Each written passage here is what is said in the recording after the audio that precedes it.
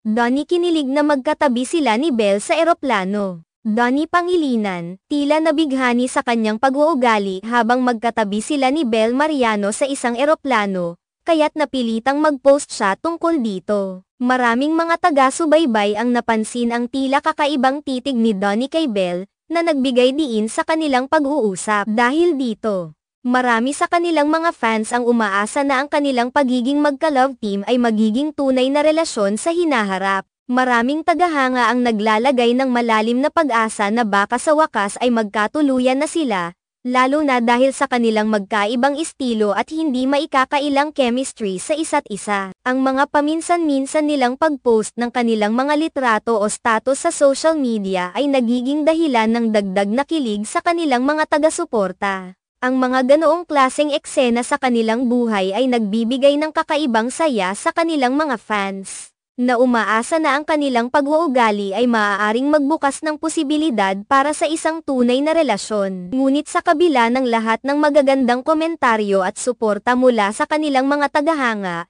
hindi rin naiwasan ni Donnie at Belle ang mga kritisismo. May mga nagbigay ng puna na maaaring nagkukwento lamang sila ng kanilang pagiging sweet upang makuha ang atensyon ng kanilang mga tagahanga. Ang mga ganitong opinyon ay nagsasaad na ang kanilang mga kilos ay maaaring isang uri lamang ng publicity stunt o marketing strategy na idinisenyo upang mapanatili ang interes at pagkagusto ng kanilang audience. Isang aspeto na madalas na pinagtatalunan ay kung ang kanilang pagkakakilig sa isa't isa ay tunay na nararamdaman o bahagi lamang ng kanilang public image.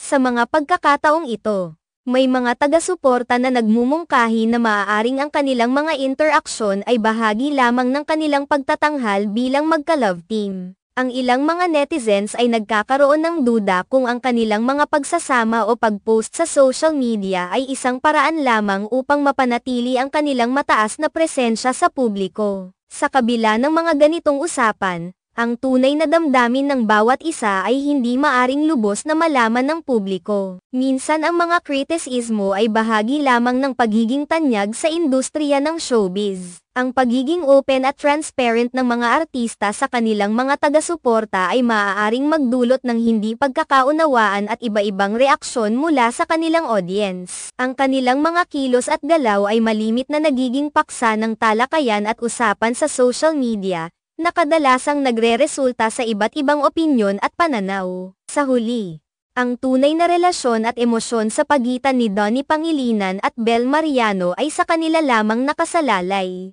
Ang mga tagahanga ay may kani-kanyang pananaw at inaasahan mula sa kanilang mga idolo, ngunit ang tunay na kahulugan ng kanilang pagkakaalam sa isa't isa ay nasa kanilang personal na buhay. Ang mga ganitong klaseng sitwasyon ay bahagi lamang ng pagiging sikat sa mundo ng showbiz kung saan ang bawat galaw ay binibigyang pansin ng publiko.